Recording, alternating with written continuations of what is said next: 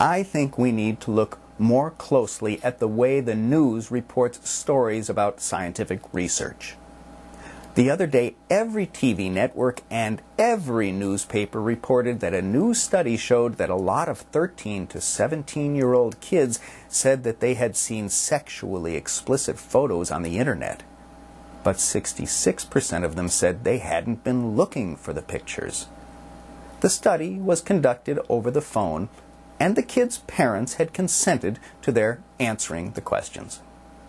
Now, really, how uncool would it be for a teenager to say he or she had never seen sexually explicit photos? Of course, a lot of kids are going to say, yeah, sure, no big deal. But then when they are asked if they were looking for the photos, and they know their parents know they are answering the questions, how many kids are going to say they were looking for the photos? Not so many. The validity of this study should be seriously questioned, but not one of the reports I heard raised any doubts about the study's findings. That is because the news organizations think people want to be frightened by the prospect that kids are looking at the same sorts of pictures they looked at when they were their kids' age. Another recent report about a scientific study also made me wonder. It said that loneliness and Alzheimer's disease might be linked. The study concluded this after asking old people whether they, quote, miss having people around, or, quote, don't have enough friends. The study couldn't say if Alzheimer's caused loneliness, or loneliness caused Alzheimer's, or neither one caused the other. All it could say was that people with Alzheimer's are lonely, and lonely old people may have Alzheimer's. I hope no one paid much money for that study. Anyone who has spent a few hours with a bunch of old people knows that a lot of old people are lonely, and a bunch of them suffer from dementia.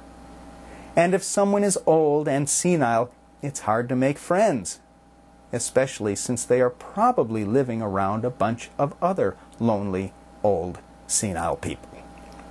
I suppose the study might be a valid first step that would lead to some more revealing and useful research, but it hardly seemed to deserve the attention the news gave it. They reported the study as if it was some sort of breakthrough. What really annoys me, though, is that some people who claim to be in the business of providing news and commentary are so inclined to disregard scientific research, even when it is valid and useful.